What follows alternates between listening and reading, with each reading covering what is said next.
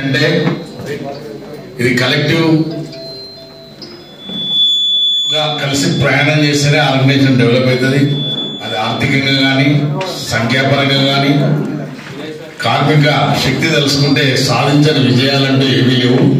మరి తెలంగాణ రాష్ట్రం ఏర్పడ్డ తర్వాత పెద్దలు సంజయ్ రెడ్డి గారి యొక్క మార్గదర్శనంతో మరి ఈ ఎలక్ట్రిసిటీ ఇండస్ట్రీలో ఉన్నటువంటి కార్మిక సంఘాలన్నింటినీ కూడా ఏకతాటి మీద తీసుకొచ్చి Telangana electricity trade union front గా ఏర్పాటు చేసి మరి మన సోదర సంఘమైనటువంటి 1104 కు చైర్మన్ ఇచ్చి నేను కన్వీనర్ గా తీసుకుని సుదీర్ఘ కాలం పాటు దాదాపు 2 సంవత్సరాలు ప్రభుత్వం మీద పోరాటం చేసి మరి భారతదేశ చరిత్రనే సుమారు 23,000 మంది కాంట్రాక్ట్ కార్మికులను అబ్జర్వ్ చేసినటువంటి ఏకైక రాష్ట్రం తెలంగాణ రాష్ట్రం.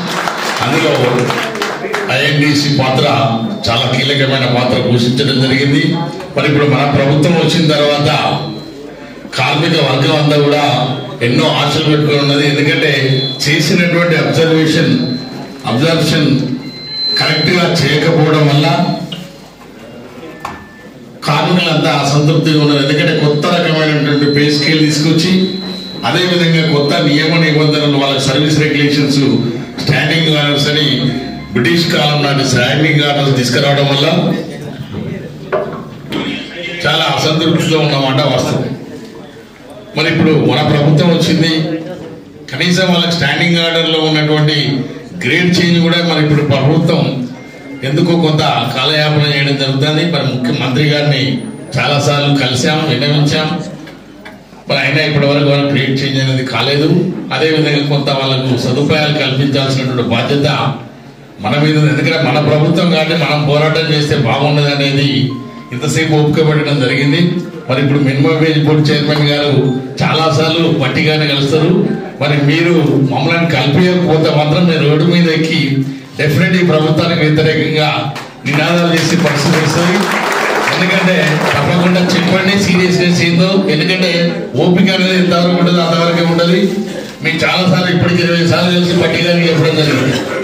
అయినా ఇప్పటికి కూడా మన ఆయన స్పందించి యాజమాన్యాన్ని పిలిపించి మాట్లాడాల్సినటువంటి బాధ్యత గల మంత్రి మీద ఉంది.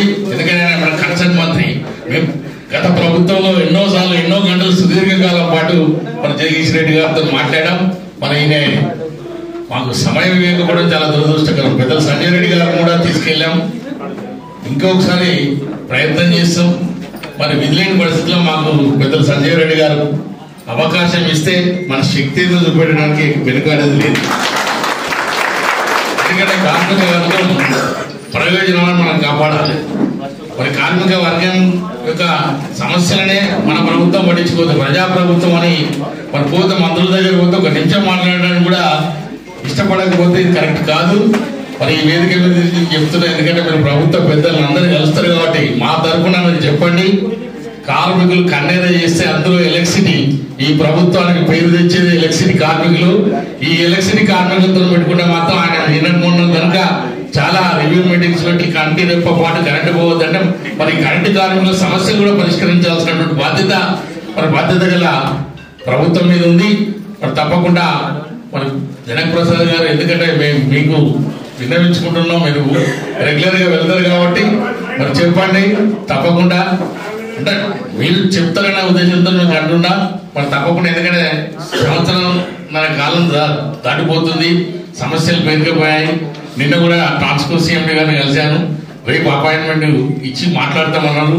మాట్లాడకపోతే మాత్రం ఇక మా దారి మీద చూసుకోవాల్సినటువంటి పరిస్థితి ఏర్పడుతుంది. అదేవిధంగా పెద్దలు సంజయ్ రెడ్డి గారు కూడా ఒకసారి మాట్లాడమని చెప్పడం జరుగుతుంది.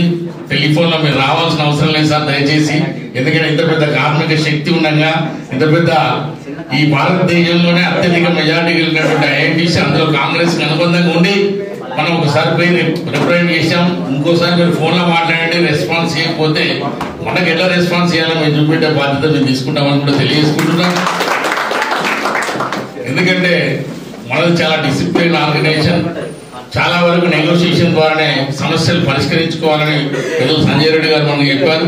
ఆ విధంగా గత వేతన సవరణలో కూడా ప్రభుత్వం మనకు అనుకూలంగా లేకపోయినా కానీ యాజమాన్యాన్ని ఒప్పించి సింగిల్ మాస్టర్ స్కేల్ ఇప్పించుకోవడం, అదేవిధంగా వెయిటేజ్ ఇంక్రిమెంట్లను కంటిన్యూ చేసుకోవడం, అదేవిధంగా ఆర్టిజన్ కార్మికులకు కూడా వెయిటేజ్ ఇంక్రిమెంట్ ఇచ్చి వాళ్ళ యొక్క పర్సనల్ పేను కూడా బేసిక్ పేలో కల్పించి ప్రమాదమైనటువంటి కార్యక్రమం చేసాం. ఫిట్మెంట్ తక్కువ వచ్చిందనే కానీ మరి తప్పకుండా మంచి వేతన సవరణ తీసుకున్నాం. కాకపోతే ఆ వేతన సవరణలో ఎన్నడూ ఎలక్ట్రిసిటీ బోర్డులో చేయని విధంగా పాత స్కేల్ అనేది రీట్రీట్ చేసి 1/4 తర్వాత వాళ్ళకి అన్యాయం చేయడం జరిగింది. దాని మీద కూడా మనం హైకోర్టును ఆశ్రయించడం, high court labour commissioner agreement mediator కాబట్టి ఆయనకు డైరెక్షన్స్ ఇవ్వడం జరిగింది. ఇప్పటికి 4-5 సార్లు చర్చలకు కూడా వెళ్ళాం.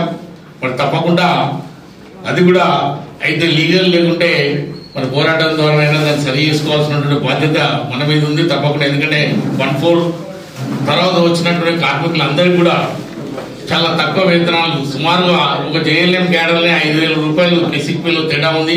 ఈ ఇంజనీరింగ్ క్యాడర్కి వెళ్తే చాలా వేలలోనే తేడా ఉంది.